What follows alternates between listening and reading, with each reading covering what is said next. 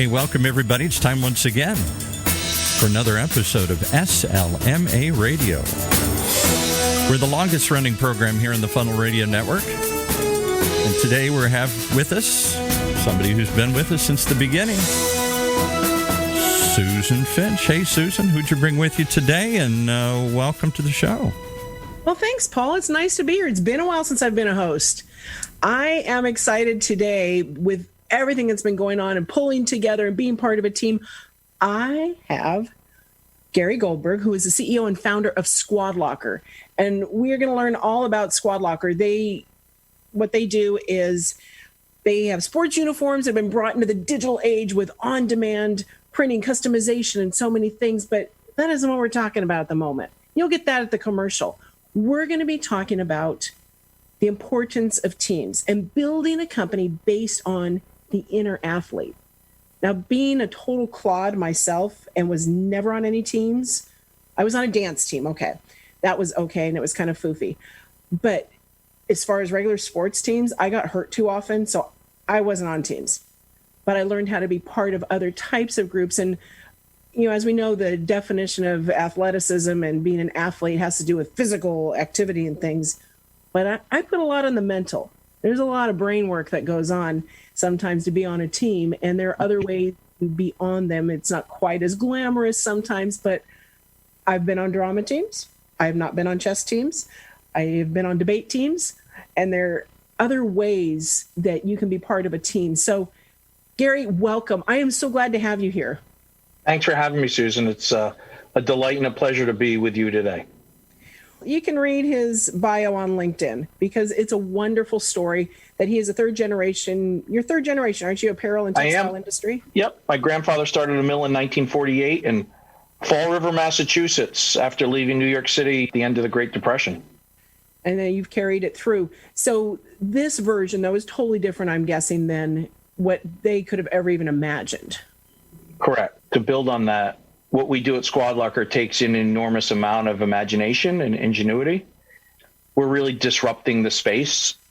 So if you're going to do things that are hard or complicated or new, it requires an incredible reliance on teamwork and appreciation for working with others once we've defined common goals. And so if you're prepared to work with others and are open-minded towards criticism and collaboration, vulnerability, but the right amount of self-esteem and humility, great things can happen. And so that's kind of the underlying secret sauce or recipe that goes into teams and or teamwork. And for me, it's a current topic of fascination. I'm really into exploring the idea of teams and teamwork and leadership and in fellowship, to use a word or to make a word, and the relationship between those two things. I love to dig into these types of topics. So let's backtrack a little bit, though, to your childhood and your experience on teams. If you did, I pulled my own covers on how lame and clumsy I am on physical teams. But tell me about your experience. I'm really empathetic to your experience, Susan. I think you and I would have been either end of the fence line of the two last kids that got picked for the team. I was a late bloomer. I was uncoordinated. I aspired to be better than I could have ever actually physically have been. And so for me, sports was super aspirational, but really difficult for me to get to and to reach the level of performance where my self-esteem could equal the expectation I had of myself. Well, I was the last guy to finish the race. I was all those things that you can write. I was the Charlie Brown of youth sports. Yes. But I found out later in my life that there were influences that allowed me to be great at other things. And although they weren't necessarily sports, like I got really into guitar playing in college, and then I was out playing in a performing band, and it really started to build my self-confidence. And there were things that I recognized about teams or performance that transcend being good at all things on earth with people. Discipline, excellence through repetition, respecting the right way to do things, being open-minded when you're not good enough, and allowing somebody to tell you that and not taking it personally. Oh, yeah. I was lucky. Gosh, I was lucky. Skill. Total life skill. And I got lucky because I bumped into a couple mentors along the way that helped me with that. And it was their ability to be great at what I wanted to be great at was defined already. So it was a moment. There were moments in my life where I was like, well, if I want to be great at these things and these people are already great, I better shut up and put up and not go crying to my blanket at night if someone's telling me I'm not good. And so there were awakening moments for me where I had to reinvent myself and invest in myself. You hit on a super important point, though, and that's about the mentors that were put in your path or that happened in your path that you were blessed to have in your path, however you want to look at that. And, we always talk about, we want to hire people with that mentality, that team mentality and things, but it starts for a lot of us in leadership roles of being that mentor, and not just mentors of people that we can make money from in our companies, but mentoring those that will be part of our future, the children, and having an active role in the lives of the future. And I know that's really near and dear to you, is the importance of the role of coaches. And whether it's parent who is the coach, whether it is the sports coach, the teacher coach, whoever it is, the robotics coach, that it just takes some of those very, very wonderful moments to stick with you for life and guide you in all of your endeavors as far as your principles, your credibility, everything. Amen. Absolutely. And in my life, I've been blessed. I've been blessed with parents that taught me right from wrong, caring from bias, the value of education, the value of commitment. My dad always says, you got to look at yourself in the mirror every time you shave.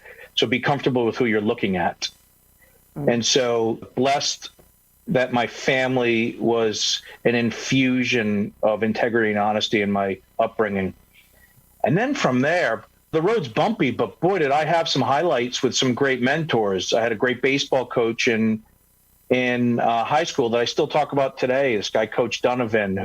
I still use the phrase excellence through repetition. He was my English teacher, and he was my baseball coach. And he would hit us ground balls and force us to define vocabulary words as we fielded the balls. And I'll never forget, he yelled out to me, he said, Goldberg, second base, unctuous.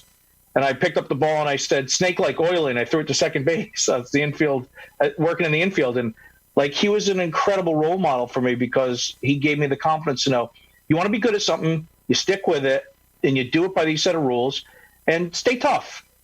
Coach Donovan told us there was 3 reasons to miss a baseball game or a practice: death in the immediate family, fever of over 103, or a broken bone through the meat. Those are Coach Donovan's 3 reasons why you miss a baseball practice or a game. Now, Coach Donovan was the most loving, caring, endearing man that I think back in my high school career that I knew. But he had a seriousness to him. We're here to play baseball. There's a right way to do it. And so I was lucky because he started to explain to me there are processes to becoming great. There are stepping stones to being good at things. Follow my path. I'm 60 years old. I've walked down this path 382 seasons. I'll walk it with you one more time. And so that was mentoring. Again, I've gotten lucky. There was a guy, my dad had a big factory that when I got out of college, I started working there full time. And there was this gentleman by the name of Frank Nenka, and he was in charge of safety and human resources. And he taught me so much about empathy, active listening not to repeat and to speak, but to absorb and understand. He's an incredible guy. Again, I've been blessed. I've been fortunate that I've had great mentorship, both family and career-wise and through education. And so at SquadLocker, when we think about our role or our purpose, I think we could all agree, audience members and you, Susan, to a certain extent, that the world is a remarkably complex place. And it's not hard to see that by turning on a television, regardless of what party you choose to tune into. We could easily come to consensus on the fact that the world is full of remarkably complex problems. And to find our purpose in life is to help solve these problems. This is my belief. This is my core belief. Well, look, Susan, you and I can't do it alone, right? Right. Even if we want to, and even if I think Susan's the kindest, most powerful woman on earth, and I'm the kindest and most powerful man on earth, it's going to take more than 4 hands and 4 eyes. So as a company or as a person who seeks purpose in their life, how can we contribute to getting, to use a phrase, an army of Susans or Garys to be helpful and to be thoughtful? Well, I'm not going to be able to do that on my own. I can't train every kid to be thoughtful. I can't do it. But guess what? There's a whole industry of these people, and they're called coaches. And coaches happen to be great mentors because there's this really interesting formula. Mom and dad say one thing at home, and that helps me build my belief system. But then coach sometimes tells me how to turn it into action. Right? So he's the one teaching me how to pitch or teaching me how to catch. That's a super powerful thing to give them more time to invest in kids. And that's kind of the purpose of our company, is to alleviate the pain points of their operational needs and allow them to get back at it and invest in the kids. The time is the most precious gift any mentor, anybody has to give to another human being. There is no replacement for it. We want to fill those stores, their time stores. We want to fill them up so they have more time with their kids. Well, this is a great place for a break, Gary. I know that we're going to have a quick word from, our guest company today, SquadLocker. And then we will be back to continue this conversation. Terrific. And we just want to remind you that if you're looking for team sports and shipping uniforms, SquadLocker serves over 75,000 teams, leagues, and schools by shipping uniforms, custom team gear, and spirit wear in 3 days. That's right, 3 days directly to parents, athletes, and fans. Imagine the convenience of being able to manage and order from a single SquadLocker store for any team's uniform needs. Anything that can be printed, sublimated, and embroidered according to your needs. For more information, it's simple. Just go to SquadLocker.com. That's SquadLocker.com and get the team gear you're looking for. I got to throw in one personal story here. I adopted a daughter in junior high from Mexico. So she's 12 years old. She can't speak English. She's struggling at school. And the only thing that got her through junior high, middle school, and high school was team sports. Turned out she was gifted athletically, and kids may laugh at her when she was in school. She didn't know, she couldn't speak. But when she got out on the soccer field or the basketball court, nobody laughed. Nobody cared how well she spoke. It was how well she played. And it's what really got her integrated into the school. It's what bonded her with other kids and taught her how to work with others. Forget about whatever the victories or losses she had. It's what made her who she is today. And I think so much of that experience here. So, yeah, as one of those parents who got very deeply involved in high school athletics with their kid, I can tell you the importance of this and the importance of getting the team together to wear the right stuff. All that spirit wear, it was critical to making a team. It really was. I can see it, but I'm sure the audience can hear you beaming as you're talking about your I get choked up talking about it. It's high school sports, and that experience was what made her the woman she is today. It brought her out of her shell, and it taught her so much that beyond just winning and losing. Well, thanks for sharing that story. Today we have, for those of you just tuning in somewhere in the middle, I'm Susan Finch, and I'm your host today on SLMA Radio with my guest, Gary Goldberg, who is the CEO and founder of SquadLocker, who you just heard about at the break. We ended up telling some of the stories of the mentors, the importance, and your goal and SquadLocker's goal to return time back to these adults who are volunteering their time most of the time to help these children and teens and even adults in different leagues become better humans, become more confident humans, and which also makes them somebody we're all going to be fighting over to hire them for our companies. And the topic of our conversation today is building a company based on the inner athlete. So that starts at leadership and goes all the way down into everybody we bring in. So the leadership roles are the continuing of the coaches. My very last boss, before I started my own company, he was a college professor. So he would teach PR and marketing and things. He knew how to teach. He was also so comfortable bringing out everybody's positive skills and allowing them to learn and fail and to learn from the failures. And I will forever be grateful to Greg Smith for that reason. Yeah, it's an interesting thing about failure. You can celebrate wins. They're super valuable. The funny thing about winning is you don't learn a lot from it. It's kind of funny, right? It's all we really want. I mean, I wake up every day and I think, how do I win? What's winning like for me today? Is it finishing this project at work? Is it getting back to my family to do this thing? Is it trying to make this amount of money for this whatever?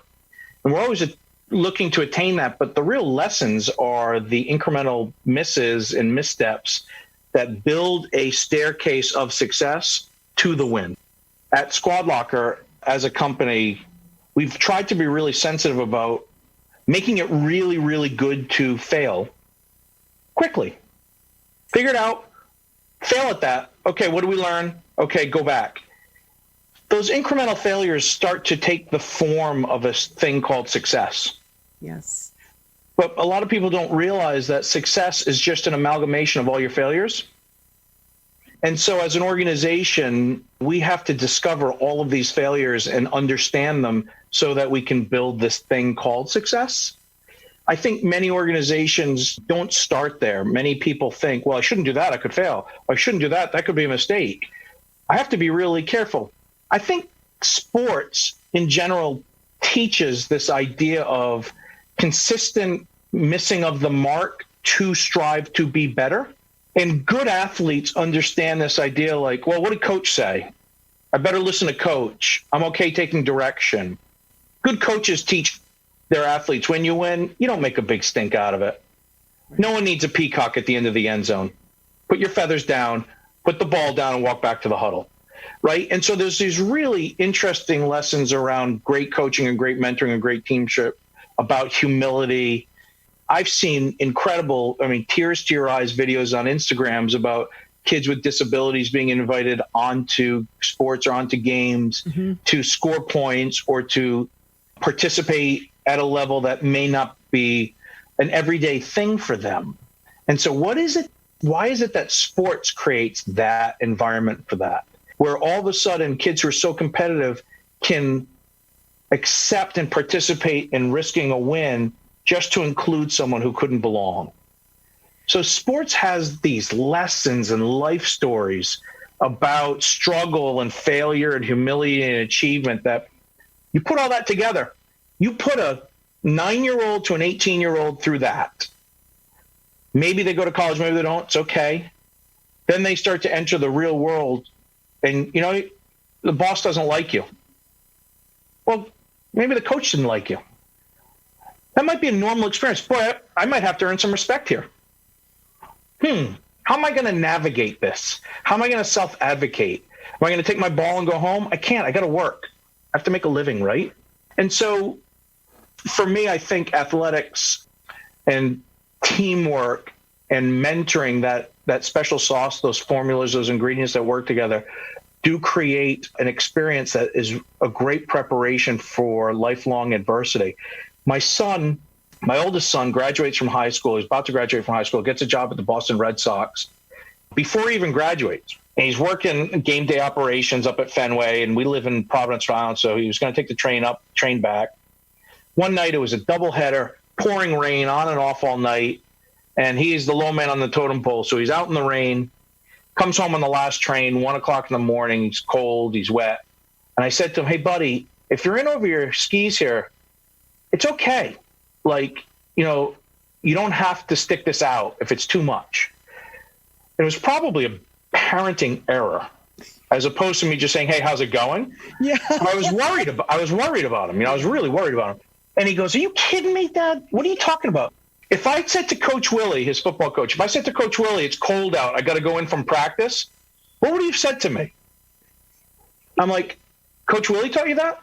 And I'm like, yeah. And he said, yeah. And I was like, got it. So you're okay staying out in the rain all night on your feet on the cement? He goes, yeah, it's my job. I was like, wow. Yes. But the fact that he related it back to this physical thing in football where he was cold on these practices and it was uncomfortable, right? I was like, wow, all of that high school work, all the trigonometry and the English and the foreign languages, football just paid you dividends, man. Yes. Paid you dividends. You are prepared. And that's something that sports teaches young men and women. And by the way, it's not just on the field athletics. There are other participatory things. I mean, I have another child who is a drummer, who was in a band. Learning adversity, learning to come together and work together, debate club, robotics. It's all these lessons. It's all about teamwork and sportsmanship. It is, and that's what sticks. And I think when it is illustrated for us, not a lesson that we're reading, not a lesson that we're just hearing, but a lesson we are doing. Yeah, physically. It's what drives it home and makes it stick forever. I can pull back so many lessons, and that's exactly where they came from. They were experienced lessons, not just told at me over and over. That doesn't do it. Yeah, I agree.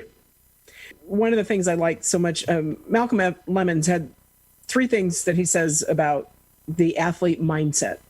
I love this. Show up every day, whether you want to or not.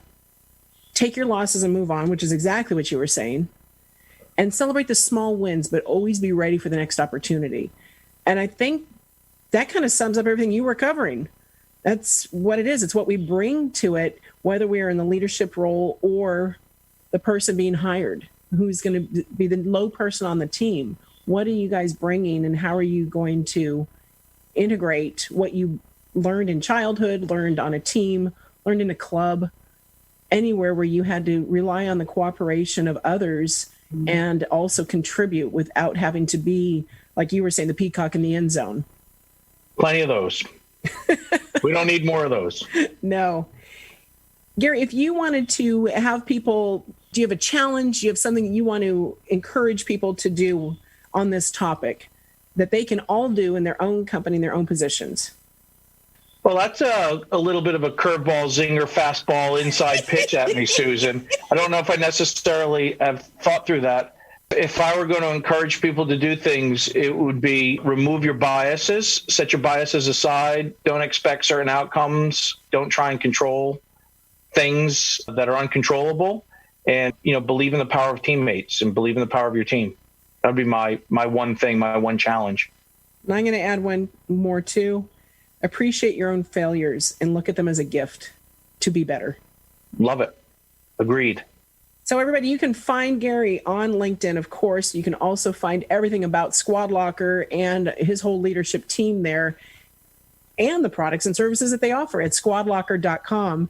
For us, you can find us on slmaradio.com. You can find us in every one of your favorite podcast venues, including Apple Podcasts, Stitcher Radio, iHeartRadio, TuneIn. You hang out there, we're there. Go listen, subscribe, rate us, and tell us who you want to hear. You got a guest idea for us? Let me know. I would love to consider that. So thank you so much, Gary. It's been a pleasure having you and getting to know you better. Thanks, Susan. It was a fun time being with you and talking with you. Thank you so much. Back to you, Paul.